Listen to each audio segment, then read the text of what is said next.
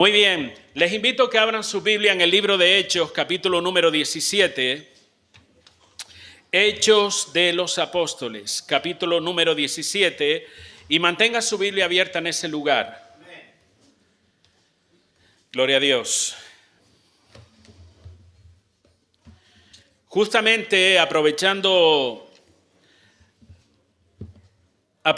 que los hermanos están hablando acerca del evangelismo, acerca de la importancia de compartir la palabra, quiero en esa línea pues hablar justamente de eso, de la importancia de compartir la palabra por todo lugar. La Biblia nos enseña, hermano, y yo creo que todos lo sabemos en este lugar, que Dios nos ha llamado a predicar su palabra. ¿Cuántos lo sabían? Dios nos ha llamado a predicar su palabra. Es lo que nosotros llamamos, lo que la Biblia enseña como la gran comisión. Dejamos que pase. Muy bien.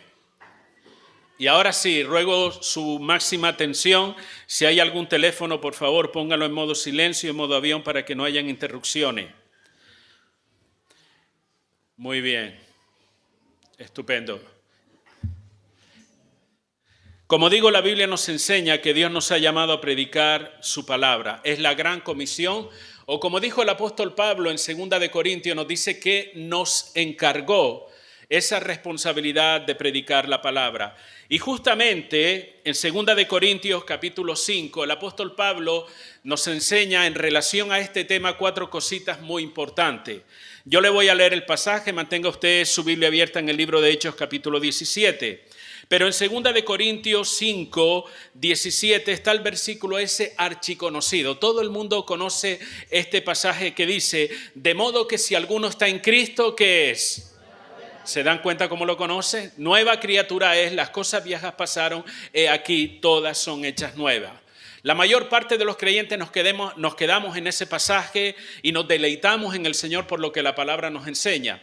Pero tiene una continuidad ese pasaje. En el verso 18 dice de la siguiente manera, y todo esto proviene de Dios, quien nos reconcilió consigo mismo por Cristo y nos dio el ministerio de la reconciliación. Que Dios estaba en Cristo reconciliando consigo al mundo, no tomándoles en cuenta a los hombres sus pecados, y nos encargó, recuerden, utilicé este término hace un momento, nos encargó a nosotros la palabra de la reconciliación. Así que somos embajadores en nombre de Cristo, como si Dios rogase por medio de nosotros. Os rogamos en nombre de Cristo, reconciliaos con Dios. Como digo, hay 4 cosas importantes que rápidamente quiero mencionar. La primera de ellas, hermanos, es que Dios nos reconcilió consigo mismo. Dios nos volvió a unir con Él. ¿Y por qué nos volvió a unir? Porque evidentemente estábamos separados de Él. La Biblia dice que el pecado es lo que nos separa de Dios. Y Dios mandó a su Hijo Jesucristo a morir por nosotros en la cruz del Calvario, a pagar el precio de nuestro pecado, a derramar su sangre para perdonar nuestros pecados. Y cuando nosotros depositamos nuestra fe y confianza en Él como nuestro Salvador, se produce algo muy importante, algo que cambia nuestra vida por completo al punto de hacernos una nueva criatura. ¿Qué es lo que sucede? Nos reconciliamos con Dios, o Dios nos reconcilia consigo mismo por medio de Jesucristo. Y en esa reconciliación, hermano, no solamente experimentamos la salvación y vida eterna que Cristo nos ofrece, sino también que esta palabra nos revela el propósito de nuestra vida. Usted dirá, ¿cuál es ese propósito? Y es importante que usted tenga esa inquietud por saber cuál es el propósito de Dios. El propósito es la tarea, la encomienda que Dios nos ha dado. Dice la palabra que Él nos dio el ministerio de la reconciliación. La palabra ministerio tiene que ver con el servicio, con el trabajo.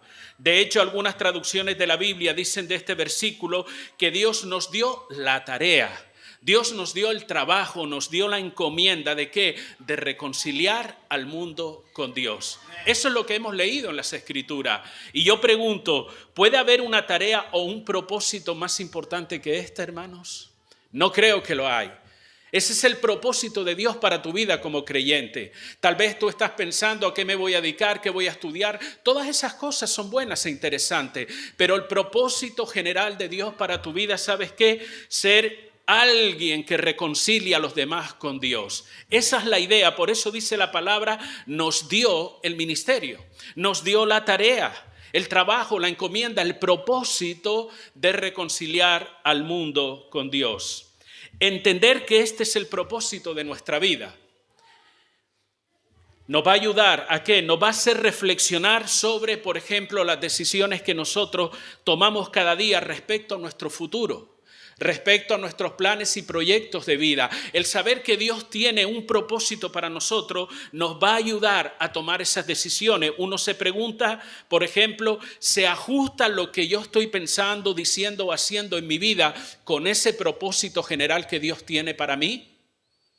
Es importante que pensemos esto, que meditemos de esta manera, que tu vida tiene un sentido y una razón de ser, que no es solamente trabajar, comprarte una casa, como he dicho en varias ocasiones. Todas esas cosas son buenas, formar una familia, tener hijos y criarlos. La idea principal, el llamado general después de la salvación, es que tú has sido llamado para reconciliar al mundo con Dios. Tal vez usted diga, bueno, pero eso es una tarea muy grande, yo no sé si soy capaz. Yo no sé si puedo realmente hacerlo y si lo puedo hacer, ¿de qué manera? ¿De qué manera puedo hacerlo? Bien, la palabra sigue hablando en el versículo 19 y dice que nos encargó la palabra de la reconciliación. No solamente nos dio la tarea, sino que Dios también nos da la herramienta para desarrollar esa tarea. ¿Cuál es? La palabra de Dios.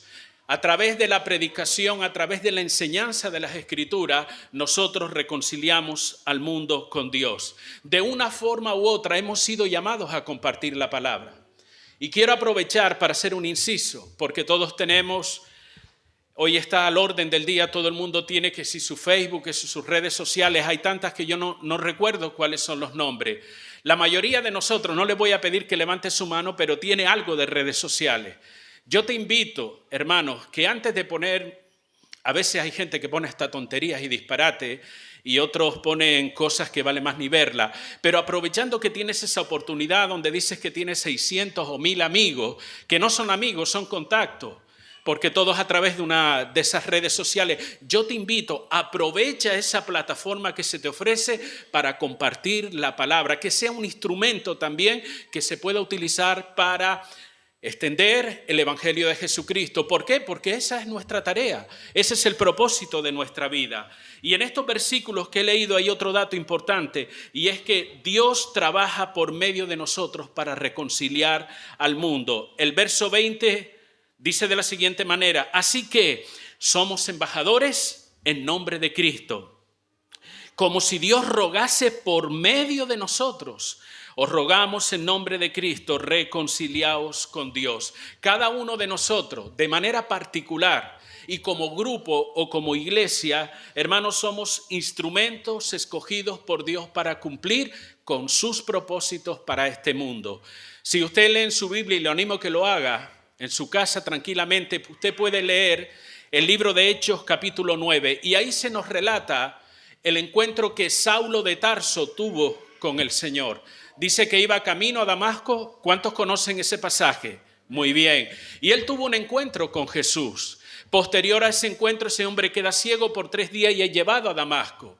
Y allí el hombre, orando, pensando, reflexionando, tiene una visión donde él ve que alguien, y estoy hablando en términos espirituales porque en ese momento estaba ciego, él tiene una visión donde él ve que un hombre va y ora por él y él recobra la vista. Y paralelamente a ese momento hay otro hombre llamado Ananías que está teniendo también una palabra de Dios donde le dice: vete a la calle derecha, a tal casa, que ahí hay un hombre que está orando y ora por él. Cuando Ananías escucha que se trataba de Saulo de Tarso, él empezó a objetar con Dios y decir: pero es que ese hombre es malo. Estoy parafraseando el pasaje, ¿vale? Ese hombre ha hecho mucho daño a tus hijos. Pero Señor, pero mira lo que han hecho. Los sacerdotes incluso le han dado autoridad, le han dado permisos para venir a Damasco a apresar a los creyentes. Y es importante la palabra que el Señor le dice: tú ve, porque instrumento escogido me es este para llevar mi nombre. Esa misma palabra es para ti y para mí también, hermano. Nosotros somos instrumentos de Dios, instrumentos escogidos para llevar el nombre de Dios a todo lugar. Allí donde Dios te lleve, allí donde estés, tú tienes un propósito claro y definido por la palabra. Es reconciliar al mundo con Dios por medio de la predicación de la palabra. ¿Están ahí, hermanos? Y encontramos este llamado de una manera todavía más específica en las palabras de Jesús. Jesús dijo, Mateo 28:19, id y haced discípulos a todas las naciones. En Marcos capítulo 16, verso 15, que se puso en la pantalla, id por todo el mundo y predicad el evangelio a toda criatura. Este mandato dado por el Señor tiene varias connotaciones importantes. Una de ellas, hermanos, es que es un llamado de urgencia. Esa palabra id no es si te parece, si estás de acuerdo, si tú lo crees conveniente, no. Es un mandato y es un mandato de urgencia. ¿Urgencia por qué? Porque este mundo está en condenación. ¿Lo sabían, hermanos? Este mundo está en un estado de condenación. Bueno, pero eso se puede saber, por supuesto. La Biblia dice en Juan 3:18 que el que no ha creído, el que no cree en el Señor Jesucristo ya está condenado. No se trata de que voy a esperar, bueno, cuando me muera ya se verá si voy a un lado u otro, si soy salvo, soy condenado. La Biblia dice que todo aquel que no ha creído en el Señor Jesucristo ya está en un estado de condenación. Por eso ese llamado es un llamado urgente. Vete y predícales la palabra. Vete y anúnciales la salvación a través de Jesucristo. Este llamado que el Cristo nos hace tiene un alcance universal. No importa la lengua, raza, color de la piel o estatus social que cada uno tenga. Todos necesitamos la salvación de Dios, todos necesitamos arrepentirnos, todos necesitamos que la gracia salvadora de Dios sea sobre nuestra vida. Es, hermanos, una necesidad universal. Todos los seres humanos tenemos esa misma necesidad. Esta palabra dada por el Señor es una orden, no es un consejo que nos da la palabra. Y quiero que entiendan la diferencia entre un consejo y una orden.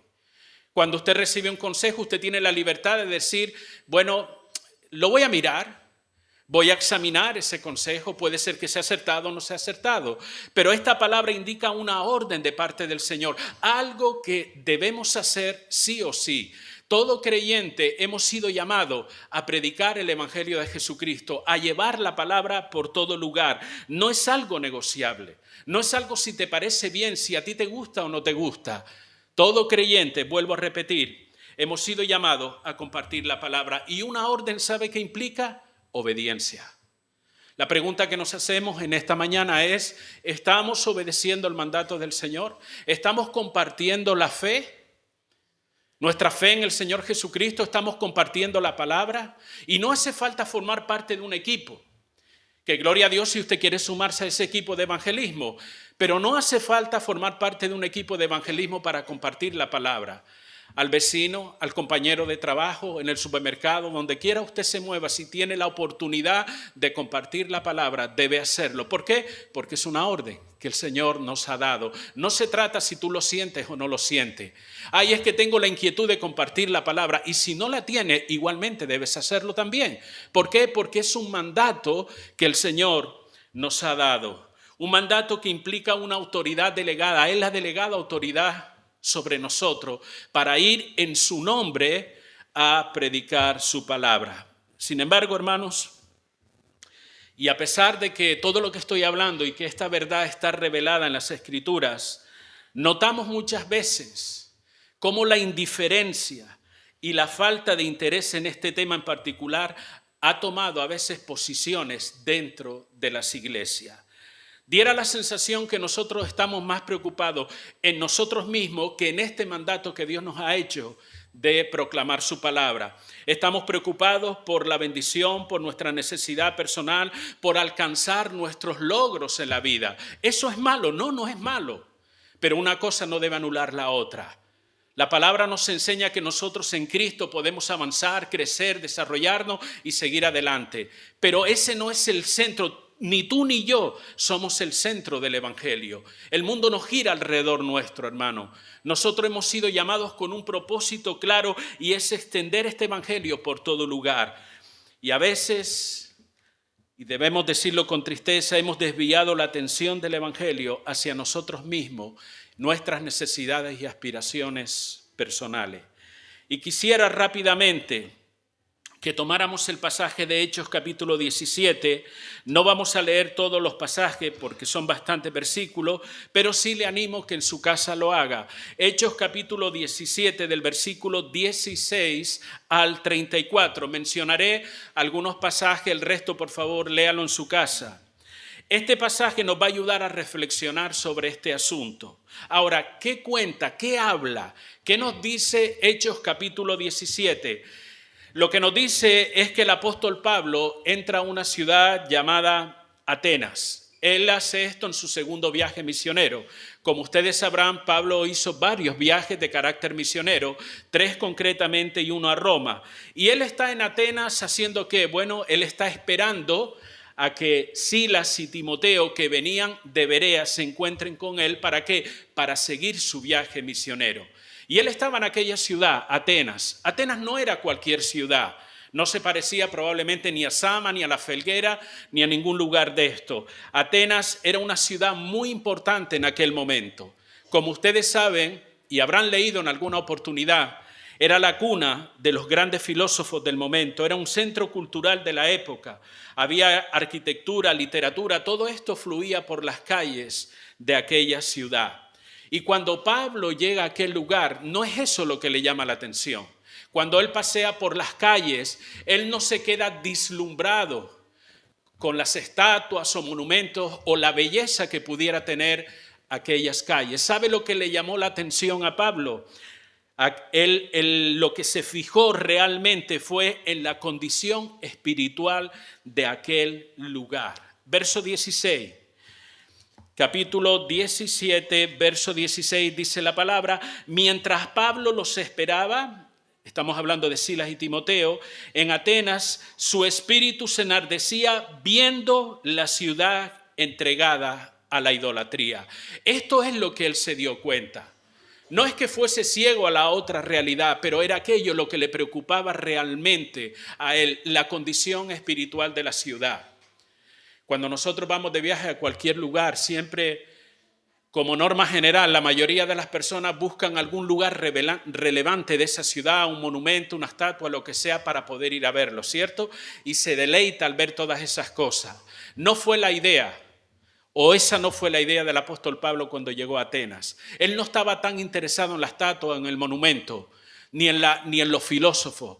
Él estaba interesado, lo que se dio cuenta o lo que impactó su corazón fue la condición espiritual de aquella ciudad. Dice que la vio entregada totalmente. ¿A qué? A la idolatría, dice la Escritura.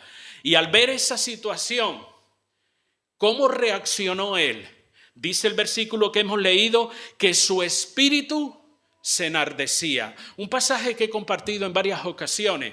Pero para aquellos que lo escuchan por primera vez, la palabra enardecer en este contexto hace referencia a que él sintió angustia y dolor por el pecado de aquella ciudad, por la condición espiritual de aquellas personas.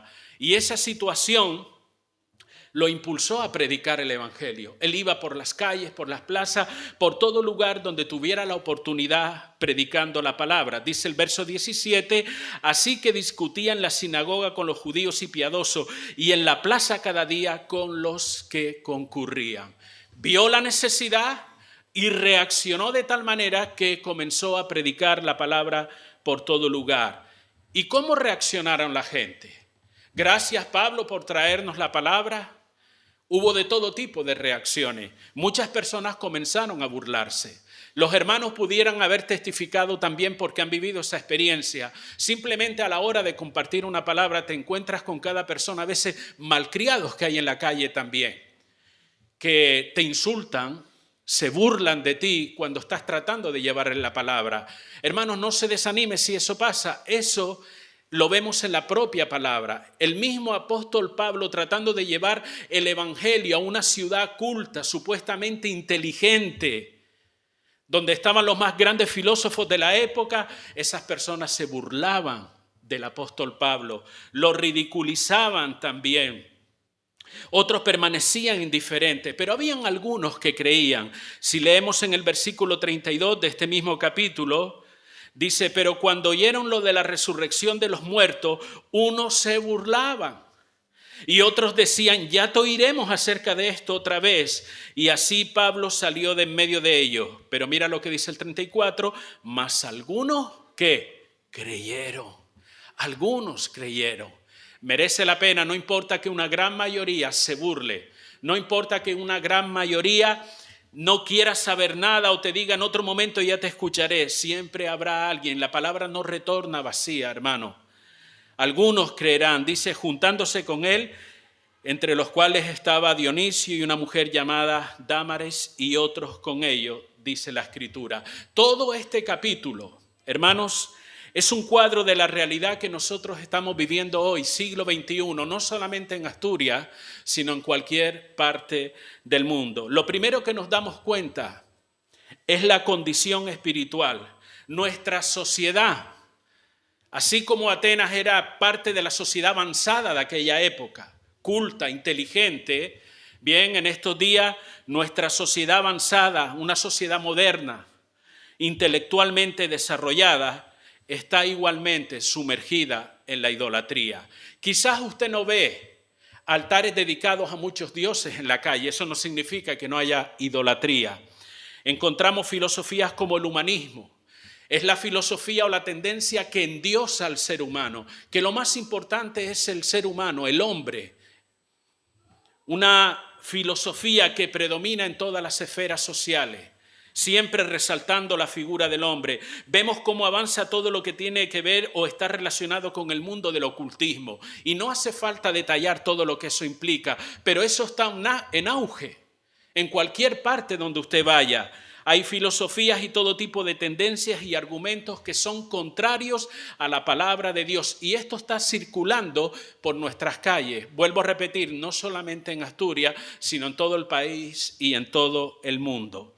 El pensamiento que predomina hoy en día es que lo importante es que tú te sientas bien, que todo es relativo, que cada cual puede creer lo que quiera o vive como quieras. Sin embargo, debemos decir, hermano, que hay una gran ignorancia respecto a Dios, respecto al Dios de la Biblia en esta sociedad. Con tanto modernismo, con tantas tendencias de todo tipo, lo que encontramos es un espíritu de rechazo abierto a todo lo que tiene que ver con Dios. Y esto lo vemos claramente también como la Biblia nos lo menciona. Nos habla acerca de la apostasía de los últimos tiempos, de ese rechazo abierto a todo lo que tenga que ver con Dios. Tal vez usted diga, pero es que hay muchas religiones, ¿cierto? Hay mucha religiosidad manifestada a través de las diferentes religiones en este mundo, pero hay un gran desconocimiento del Dios de la Biblia, hermanos. Y al igual que en Atenas, hoy en día lo que nos damos cuenta es que la gente siempre está pendiente solamente de cualquier novedad, de cualquier enseñanza extraña que haya por ahí. Todo el mundo tiene el oído presto para escucharlo. Si usted lee en el versículo número 21 del capítulo 17 que hemos mencionado, dice: porque todos los atenienses y los extranjeros residentes allí en ninguna otra cosa se interesaban, sino en decir o en oír algo nuevo. Esto describe el espíritu que hay en esta sociedad. La gente está pendiente solamente de la última filosofía, de la última tendencia, de la última novedad en forma de vida y toda esta serie de cosas. Pero hay un espíritu de rechazo abierto a todo lo que tiene que ver con Dios. Y esta condición espiritual de la sociedad es una condición de ceguera. Hay una ceguera espiritual. La Biblia lo dice claramente que el Dios de este siglo ha cegado el entendimiento de los incrédulos. ¿Para qué? Para que la luz del Evangelio no les resplandezca.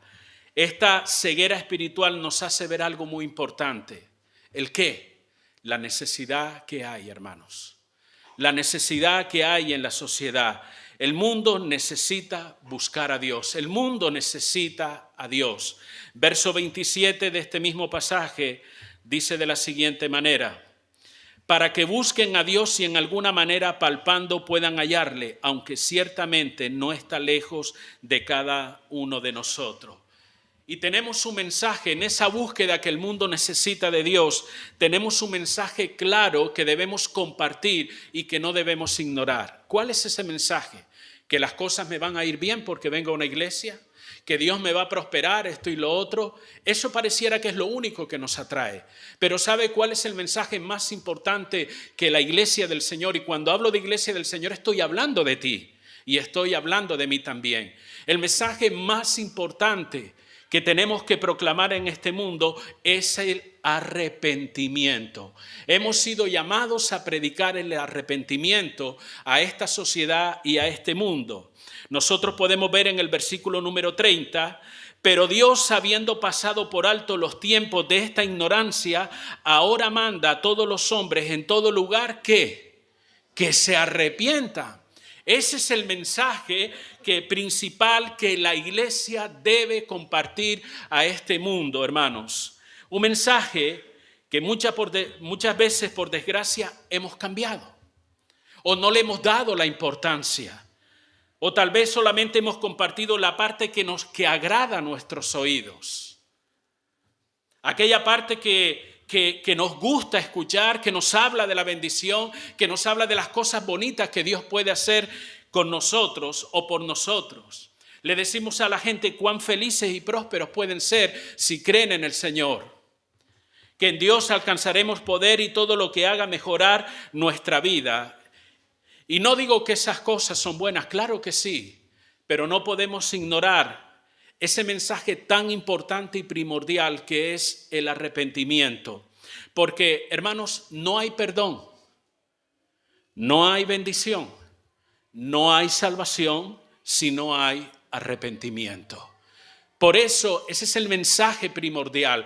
A través del arrepentimiento nosotros volvemos a reconciliarnos con Dios nuevamente. Y nos ponemos en una posición de poder disfrutar de todo lo que Él tenga para nosotros. Pero es importante como iglesia del Señor, y si algo debes retener en este día, es que tú tienes un llamado a compartir esa palabra de arrepentimiento a todo el mundo. Y sé que no es fácil. Porque predicar el arrepentimiento no es un tema que atrae. Y no atrae, ¿por qué? Porque nos confronta con nuestro pecado. No atrae porque nos molesta que alguien nos diga, estás mal, necesitas arrepentirte, tienes que abandonar ese pecado y pedirle perdón al Señor. No es un plato de buen gusto para la mayoría recibir esta palabra. Sin embargo, es lo que la Biblia nos enseña. Si usted quiere vivir en una armonía, en una relación con Dios, usted y yo debemos arrepentirnos de nuestros pecados. Suena duro a nuestros oídos. Incluso muchas iglesias consideran que ese es un mensaje anticuado para hoy en día. Pero la palabra de Dios es la misma ayer, hoy, por los siglos. Su palabra permanece para siempre. Lo que el hombre necesitaba en aquel entonces lo sigue necesitando hoy día también, siglo XXI, a pesar de las modernidades en las que vivamos. Fue el mensaje del arrepentimiento el que comenzó a predicar Juan el Bautista. La Biblia lo dice en Mateo 3:2, arrepentíos porque el reino de los cielos se ha acercado, dice la Escritura. Jesús vino detrás de Juan el Bautista predicando Marcos 1:15, el reino de Dios se ha acercado, arrepentíos y creed en el Evangelio, dijo Jesús. Y cuando Jesús se fue o ascendió a los cielos, ¿se acabó ese mensaje? No, fue el mensaje de los apóstoles. Hechos 2:38, por mencionarte algún pasaje, dice, arrepentíos y bautícese cada uno. Vemos a Pablo en este pasaje también, arrepentíos. Mi pregunta es, ¿qué predica la iglesia hoy en día? ¿Predicamos el arrepentimiento o predicamos lo que nos gusta escuchar? ¿Quieres que se te hable de prosperidad, de que las cosas te van a ir bien, de que no vas a tener problemas en la vida? Nos amontonamos personas para escuchar ese tipo de mensaje. Pero cuando hablamos acerca del arrepentimiento, de abandonar el pecado, de seguir al Señor, eso no gusta tanto. Algo choca en nuestro interior, pero es el mensaje. Hermanos, que Dios te ha llamado a ti como instrumento escogido de Dios para predicar a las naciones y poder reconciliar al mundo con Dios. Y ante este mensaje, y estoy terminando, vamos a encontrar todo tipo de reacciones como encontró el apóstol Pablo. Hay personas que se molestan, hay personas que se burlan, hay otros que manifiestan indiferencia. Me entra por aquí, me sale por aquí, como se suele decir. Hay algunos que dicen, bueno, sí, sobre todo cuando le hablas a tu familia, que no es creyente. Cuando le hablas de la importancia de conocer al Señor, bueno, ya veré más adelante, ya te oiré en otra oportunidad. Y así sucesivamente, pero siempre hay algunos que creerán. Siempre habrá personas que doblegarán su corazón delante de Dios y en arrepentimiento vendrán a Él para recibir ese perdón, esa gracia, ese favor de Dios que lo va a volver a reconciliar con Él. Ahora, la parte donde quiero poner énfasis en esta mañana es lo que dice el verso 16 con el cual comenzábamos. Mientras Pablo los esperaba en Atenas, ¿qué es lo que pasaba? Su espíritu se enardecía viendo la ciudad entregada a la idolatría. Como cristianos que declaramos ser cada uno de los que estamos en este lugar, como cristiano, cuando tú observas la sociedad, cuando observas las calles por donde caminas, cuando observas tus compañeros de trabajo, aún tu propia familia, y te das cuenta de la condición espiritual y de la necesidad que tiene, mi pregunta para ti y para mí también es, ¿qué sientes en tu interior? ¿Sientes algo? Cuando ves que este mundo está perdido, ¿sientes algo realmente o permaneces indiferente ante lo que ven tus ojos? ¿Se conmueve tu corazón al ver la gente perdida? Aquí dice que el apóstol Pablo, su espíritu se enardecía. Él sentía dolor por aquellas personas. Él se angustiaba de tal manera porque no conocen a Dios. ¿Qué sentimos nosotros, hermano? ¿Sientes dolor, angustia? ¿Sientes la misma compasión que Jesús sintió cuando dice que veía las multitudes? ¿Cuántos conocemos esos pasajes que Jesús, al ver las multitudes que estaban como ovejas que no tenían pastor, que dice la Escritura, sentía compasión con ellos? Cuando nosotros vemos cantidad de personas jóvenes o de cualquier edad que se juntan, y ya lo verán dentro de poco en estos días con el rollo de Halloween, todo el mundo corriendo detrás de ese tipo de festividad, ¿qué siente tu espíritu? ¿Qué sientes cuando ves tal vez a tus hijos, los amigos de tus hijos, corriendo a todo ese tipo de festividades, y aunque no sean esas, sean de otro tipo? ¿Qué sientes? ¿Sientes algo? Como creyente, como hijo de Dios, ¿sientes angustia o dolor porque se están perdiendo o te da igual?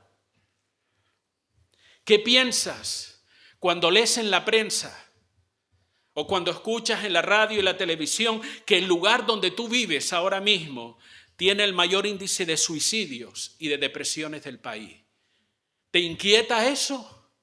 ¿Mueve algo en tu interior el saber que en este lugar tan bonito, tan hermoso como es Asturias, tiene el mayor índice de suicidios del país? ¿Qué piensas de eso? ¿Te conmueve tu corazón? Creo que gran parte, estoy más que convencido, que gran parte de la desidia, ¿saben lo que es la desidia, no? El abandono. Gran parte de la desidia y del desinterés del pueblo cristiano en términos generales respecto a la importancia de predicar el Evangelio, creo que es que ni siquiera nos percatamos de la necesidad espiritual que nos rodea, de la necesidad espiritual que hay en el lugar donde nosotros vivimos, y por eso no le damos la importancia que tiene. ¿Realmente compartir el Evangelio con otros es una prioridad para ti? Cuando dice la Biblia, y hemos leído en 2 Corintios 5 del 18 al 20, que Dios te dio el ministerio de la reconciliación. Señor, yo quiero servirte ya. Él te dio un ministerio para servirle. Él te dio una tarea. Él te dio una responsabilidad, una asignación. La palabra o el término que tú quieras elegir. Dios te dijo, te he llamado para que prediques mi palabra. De cualquier forma, de cualquier manera, tienes un llamado de parte de Dios. Porque hay algunos que piensan, no, eso es para el pastor, es para aquel, para el otro. El llamado a predicar la palabra de Dios es un llamado generalizado para todos los creyentes. La pregunta ¿es una prioridad eso para tu vida? Esforzarte y emplear de tu tiempo y recursos para que otros puedan reconciliarse con Dios forma parte de tus proyectos de vida. En lo que tú estás pensando hacer o dejar de hacer, el hecho de que el mundo se reconcilie con Dios, el hecho de cumplir con esa tarea o responsabilidad, forma parte de tus planes, hermano. Dios te ha llamado, Dios te ha dado una tarea de la cual tendremos que dar cuenta un día. Aunque a usted le parezca que eso no va a ser o que no va a suceder, la Biblia dice que todos tendremos que pasar por el tribunal de Cristo y tendremos que dar cuenta no solamente de lo que hemos hablado, dicho, sino también del llamado y de la responsabilidad que Dios nos llama a cumplir. Concluyo en esta mañana. El propósito de estas palabras, juntamente con la participación de nuestros hermanos, era sencillamente inquietar nuestro corazón sobre la responsabilidad que tenemos como creyentes individuales y como iglesia de predicar el Evangelio. Dios te ha llamado y no hay propósito mayor en este mundo que reconciliar al mundo con Dios. Dios te ha llamado a ello. Él te ha capacitado, Él te ha dado la palabra, Él te ha dado dones, talentos y todo lo que tú y yo necesitamos para que esta misión se pueda cumplir. ¿Te preocupa ese llamado? ¿Estás haciendo algo con esa responsabilidad o permaneces indiferente, ocupado en tus cosas, en tus negocios de la vida, en tu familia, en esto y lo otro? Que no digo que eso sea malo. Eso es bueno, forma parte de la vida, pero esa no es la prioridad. Ese no es el llamado que Dios nos ha hecho. Son cosas, vamos a decir, añadiduras. Como dijo Jesús, busquen primero el reino de Dios y su justicia y las demás cosas que os serán añadidas. ¿Y de qué habla Jesús cuando dice serán añadidas? Habla de la comida, habla de la ropa, habla de todas las cosas que humanamente necesitamos para vivir. Pero Él antepone la idea de buscar su reino, de hacer su voluntad, que Él se va a encargar de añadirnos las cosas que necesitamos. Cuando una iglesia, ya hablo en términos generales, cuando una iglesia va en busca del perdido, del que no conoce a Dios, el poder de Dios se manifiesta. No digo se desata, un término que muchas personas, no es que el poder de Dios se desató, el poder de Dios nunca ha estado atado ni estará atado, hermano. El poder de Dios se manifiesta cuando una iglesia vive y hace la voluntad de Dios. El apóstol Pablo iba predicando el Evangelio. ¿Encontraba momentos de dificultad? Sí. Pero ¿qué sucedía en esos momentos de dificultad? ¿Qué sucedía en esas luchas? ¿Qué sucedía en esos ataques? ¿Qué sucedía en esas circunstancias adversas y comprometidas para su vida y el equipo de personas que iban con él? En medio de todo eso, Dios se glorificaba. Dios capacitaba, Dios mostraba su poder, sanaba, libertaba y tantas otras cosas. Pero era necesario que estos hombres comenzaran a caminar y llevar el Evangelio de Jesucristo. En el camino, mientras nosotros andamos, caminando, haciendo la voluntad de Dios, cumpliendo con el propósito y la voluntad de Dios, algo va a suceder. Y es que Dios se va a glorificar, hermano. Dios se va a glorificar porque recuerda, el poder de Dios no está atado. Como a veces se desata el poder de Dios, usted no desata nada. El poder de Dios no lo ata a nadie. Dios es quien se glorifica en medio de nuestras circunstancias. Iglesia que no evangeliza, iglesia que se muere o iglesia que se convierte en un club social. Donde venimos toda la semana, nos tomamos un café juntos, hablamos, compartimos un buen momento y disfrutamos de la comunión unos con otros. Pero ese no es nuestro propósito como iglesia. Evidentemente disfrutamos de la comunión el uno con el otro. Nos alegramos cuando nos vemos unos a otros, oramos los unos por los otros, pero no podemos convertirnos en un club social. Hemos sido llamados a impactar. Usted está aquí ahora, en esta tierra de Asturias, si usted es creyente, Dios lo ha traído aquí con un propósito. No es hacer dinero, no es tener una mejor calidad de vida. Usted está aquí porque Dios ha permitido que llegue para que sea luz en medio de la oscuridad, para que usted pueda impactar en este lugar predicando la palabra. Esa es la herramienta que Dios nos ha dado. Él nos dio la palabra de la reconciliación, o nos encargó la palabra de la reconciliación. Por lo tanto, creyente también que no comparte el evangelio con otros, es un creyente que está ignorando el propósito de Dios. Y Dios permita que ni tú ni yo seamos de ese tipo de creyente, que estemos ignorando el llamado que Dios nos ha hecho a través de su palabra.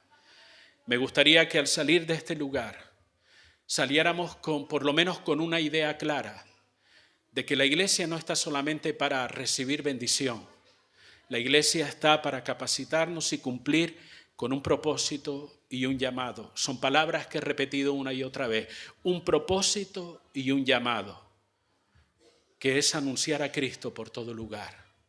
Declarar el evangelio. Cualquier pueblo de esta comunidad autónoma de Asturias, que podamos llegar hasta ese lugar, aunque sea para compartir un tratado, reunirnos en ese lugar y hacer una oración. Y que Dios traiga esta misma inquietud, no solamente a nosotros, sino a todas las iglesias de Asturias y también a todas las iglesias de España.